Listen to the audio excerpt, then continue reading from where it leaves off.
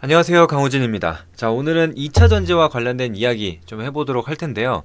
사실 2차 전지 같은 경우에는 제가 지속적으로 좀 말씀드리고 있는 내용이 지금은 중장기적인 관점보다는 어떤 이슈가 있을 때 혹은 이제 지수가 많이 밀릴 때 방어 역할을 해주고 있는 섹터다 보니까 그때그때 트레이딩 관점으로만 좀 매매하자, 이렇게 말씀드리고 있죠.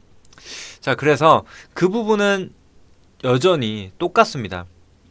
아직 그런 2차 전지에 대한 시각이 바뀐 거는 아닌데, 그럼에도 불구하고 지금 2차 전지를 얘기하고자 하는 이유는 이제 단기적으로 지금 조정을 받고 있기 때문에 우리가 눌림 구간에서는 다시 한번 트레이딩 관점으로 볼 필요가 있지 않나 라고 생각을 해서 한번 얘기를 해보려고 합니다. 자, 일단은 기사를 하나 보고 가도록 할 텐데, 와, 싸다, 저가매수 몰려선 2차전지 주들이 다시 한번 뚝 떨어졌다라는 내용인데, 자, 여기서도 보시면 여전히 이 일시적인 상승세를 좀 경계를 해야 되고 반등 기대는 좀 섣부르다라는 내용인데, 앞서 말씀드린 대로 이 의견에 대해서는 저도 동의를 합니다. 그래서 우리가 2차 전지주들이 진짜 이제 본격적인 상승이 나오기 위해서는 수치, 즉 이 데이터가 좀 확인이 되어야 된다라는 부분을 좀 많이 말씀드리거든요. 그래서 광물 가격이 올라온다라든지, 혹은 전기차 판매량이 늘었다라든지, 혹은 뭐 기업들의 실적 개선세가 나타났다라든지, 이런 것들이 확인이 되어야만 우리가 다른 섹터들을 매매했었던 것처럼 바이앤홀드 전략으로 수익 좀 끌고 가면서 극대화할 수 있는, 그러니까 본격적으로 추세를 노릴 수 있는 부분은 그때라는 거죠. 이게 확인이 되고 나서. 근데 아직까지는 그런 부분이 아니다 보니까 그냥 우리는 트레이딩 관점으로만 접근을 하자 라고 말씀을 드리는 겁니다. 자, 그래서 또 읽어보게 되면은 일단 2차 전지주들이 사실 최근 흐름이 나쁘지 않았습니다. 그래서 포스코 그룹주, 뭐 에코프로 그룹주, 거기에 더해서 배터리 셀사까지도 좋은 모습을 보였는데, 하루 만에 정말 뚝 떨어진 그런 모습들을 볼 수 있죠. 3%, 4%, 뭐 5%, 6%까지도 지금 하락이 나왔는데, 저는 오히려 이렇게 뚝 떨어졌기 때문에 다시 한번 볼 필요가 있지 않을까라는 생각을 하거든요. 왜냐면은 그래도 단기적으로 우리가 인터배터리라는 이제 이벤트를 좀 앞두고 있다 보니까, 그리고 지금 반도체와 관련돼서도 안 좋은 이슈들이 계속 나오고 있죠. 그러다 보면은 이 섹터 내에서 또 시소 현상이 나타날 수 있다라고 생각을 하거든요. 그리고 지금 시장의 흐름을 보게 되면은 순환매가 계속 나오는 걸 볼 수 있어요. 그래서 방산도 조정이 나오다가 쉬어갔다가 다시 올라가고, 또 조선업도 마찬가지죠. 쉬어가다가 이슈 나오면 다시 올라가고, 이런 식으로 좀 섹터별로도 순환매가 나오고 있는 상황이기 때문에 그런 것들이 또 2차 전지도 한번 들어올 수는 있다.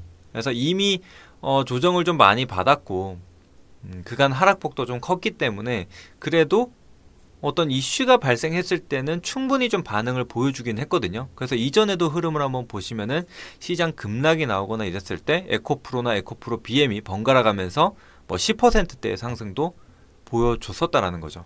그래서 이때도 보시면은, 자, 이달 들어 전날까지 에코프로는 12.46%의 상승을 보였고, 또 LG 에너지 솔루션도 거의 10% 가까운, 그리고 삼성 SDI도 하루 만에 뭐 6%대도 상승을 좀 보여주게 되면서 두 자릿대를 보여주기도 했습니다. 그래서 지금 이런 흐름들로만 봤을 때는 하루 조정을 받았다, 그래서 다시 저점을 깨러 가기보다는 좀 조만간 기술적인 반등이 한 번 더 나타날 수 있지 않을까 생각을 합니다.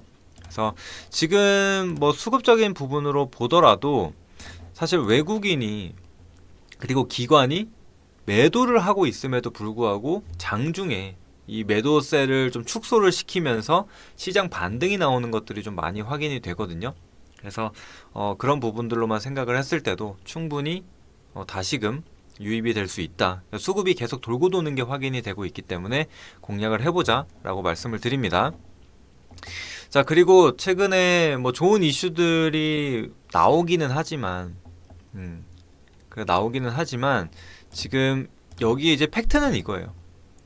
유럽 시장 내 국내 전기차 판매량이 의미 있게 개선되지 않는 한 이제 실적 개선 가능성은 제한적이다. 그래서 최근에 유럽과 관련돼서 이슈가 한번 나왔었죠. 그래서 이 부분 좀 제한적이고, 특히나 이제 판매량이 연간 20-30% 수준이 아니라 40-60% 정도의 성장률이 나와야만 의미 있는 가동률이 나타날 수 있다는 겁니다. 그래서 이런 수치를 무조건 확인을 하고 우리가 중장기적인 관점으로 가야 된다라는 겁니다. 자, 그리고 최근에 이제 ESS와 관련돼서, 자, 지금 캐즘이 계속되고 있다 보니까 전기차 대신 이 ESS 시장을 좀 확보를 하겠다라고 했는데, 사실 지난해 기준으로 봤을 때 한국의 이 기업들의 점유율이 6%밖에 안 돼요. ESS. 근데 심지어 이게 9%에서 줄어든 겁니다.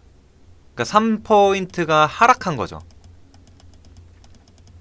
이런 것들만 봤을 때도 지금 기사로는 ESS로 시장을 잡겠다라고 얘기를 하지만 그 역시도 조금은 부족하다. 이게 현실이라는 거죠. 그래서 이 부분은 기억을 하시고, 왜냐면은 제가 이 부분을 왜 말씀드리냐, 2차 전지에 대한 강한 믿음이 좀 있고, 계속 2차 전지에 대해서 집착하시는 분들이 좀 계시기 때문에 그런 부분들을 좀 미리 말씀을 드리는 겁니다. 그래서 해당 내용 좀 참고해 주시고, 자, 어쨌거나 이제 인터배터리 2025가 예정되어 있죠. 3월 5일부터 3월 7일까지 코엑스에서 열리게 되는데, 여기서 이제 4680에 대한 배터리에 대한 부분, 그 다음에 이제 또 삼성 SDI에서 이 전고체 배터리 개발 현황에 대해서도 공개를 하기로 예정이 되어 있습니다. 그래서 제가 봤을 때는 그런 기존에 알고 있었던 소재주들이나 혹은 셀사 이런 것들을 좀 보기보다는 4680이라는 테마를 가질 수 있는 종목들, 그리고 전고체 배터리라는 테마를 가질 수 있는 종목들을 좀 보시는 게 낫지 않을까라고 생각을 합니다. 그래서 그런 점들 참고해 주시고, 그게 왜 그러냐면 지금 성우라는 기업도 이 4680 배터리와 관련돼서 연관이 지어졌죠. 그래서 지금 장중에 상한가까지도 터치를 해줬고, 오늘 2차 전지주들이 쉬어감에도 불구하고 성우는 2.88%의 상승을 좀 보여줬습니다. 이것만 보더라도 이런 2차 전지 섹터와는 조금 다른 움직임을 보여주고 있다라는 것을 우리가 확인할 수 있죠. 또 KNS 이 종목만 보더라도 마찬가지죠. 오히려 장중에 16%, 물론 이 상승폭을 온전히 지켜내지는 못했지만 다른 2차 전지주랑은 확실히 달랐다라고 생각을 하시면 될 것 같습니다. 그래서 그 외에도 지금 아직 안 오른 종목들이 세아 메카닉스라든지 메가터치 혹은 DENT, A프로 이런 종목들이 있습니다. 그래서 특히나 지금 메가터치 같은 경우에 살짝 움직임을 보여주기는 했는데, DENT라든지 A프로 이런 종목들은 여전히 지금 바닥권에서 크게 벗어나지 못한 상황이거든요. 그래서 이 인터배터리를 앞두고 또 4680 배터리와 관련된 종목들이 움직임을 보여줄 수 있다 라고 생각을 해주시고, 우리가 단기적인 관점, 그래서 장중에 슈팅을 보여준다, 두 자릿대 상승이 나타난다라고 한다면은 우리는 수익을 챙기고 간다 라고 보시면 될 것 같습니다. 그래서 지금은 잡고 끌고 가자가 아니라 단기적인 모멘텀에 집중을 하자. 다시 한번 말씀드립니다. 그리고 전고체도 마찬가지예요. 그래서 대표적으로 한농화성이라는 기업이 있죠. 한농화성도 역시나 조정을 좀 보이는 듯 했으나 아랫꼬리를 달고 오히려 상승 마감해줬어요. 고점 마감을 해줬습니다, 오늘. 그래서 이런 것들만 보더라도 추세가 완전히 꺾이지 않았다. 단기 추세가 여전히 좀 살아있다는 게 확인이 됐고, 그 외에도 이수 스페셜티 케미컬이라는 종목도 비슷하죠. 추세가 꺾이지 않고 상승 흐름 유지해줬다. 5일 이평선 딛고 올라와줬다라는 것을 볼 수가 있습니다. 그래서 또다시 지금 55,000원 구간 상향 돌파하게 된다면은 이전 고점 구간을 올라서는 자리이기 때문에 충분히 추가적인 상승이 나타날 수 있다라고도 좀 판단이 되고, 만약에 이미 이수 스페셜티 케미컬 같은 경우에는 3만원 구간부터 올라왔기 때문에 조정을 보여줄 수는 있거든요. 그러면은 10일 이평선, 20일 이평선 차례로 지지 여부 체크하면서 진입 구간 노려보시면 될 것 같고요. 그리고 지금 레이크 머티리얼즈라는 종목도 있습니다. 오늘 3%의 조정을 좀 보여주면서 5일 이평선까지 왔는데 사실 조금 더 조정이 나왔으면 하거든요. 그래서 차라리 11 이평선까지 확 내려주고 거기서 다시 반등이 나오는 모습, 이런 부분을 한번 기대해 보시는 게 어떨까 싶습니다. 그래서 이것도 같이 한번 보시고, 그리고 이제 TSI라는 종목이 있어요. 이 기업 같은 경우에는 이제 수주 잔고가 뭐 5천억대 쌓여져 있다. 그래서 이런 것들이 하나둘씩 실적으로 좀 전환이 될 것이다 라는 얘기가 있고요. 또 애리조나주에 또 공장이 있는데 거기서 이제 미국에서 발생한 이런 수주만 한 1,000억 원대 정도 된다 라고 하면서 관세 회피 뭐 이런 부분들까지도 언급이 되면서 급등이 나왔거든요. 근데 지금 어제도 그렇고 오늘도 그렇고 조정을 좀 잘 받아줬죠. 그래서 단기 이평선 5일 이평선과 이격을 좀 축소를 해주고 터치 이후에 좀 아랫꼬리를 말아줬습니다. 그래서 지금 7,000원이라는 가격대 만약에 유지를 해준다, 내일 추가적으로 벗어나지 않는다라고 한다면은 N자 패턴 혹은 눌림목 패턴으로 좀 움직임을 보여줄 수 있다는 거죠. 왜냐? 거래량을 한번 보시게 되면은 2월 21일 지난 금요일에 들어왔었던 물량들이 있는데 이틀간 조정을 받았지만 거래량은 이 들어왔었던 물량 대비해서는 현저히 낮은 수준이다. 즉 들어왔던 물량이 다 빠져나가지 않았다라는 겁니다. 그래서 충분히 반등이 나타날 수 있다라고 생각을 해주시면 되겠습니다.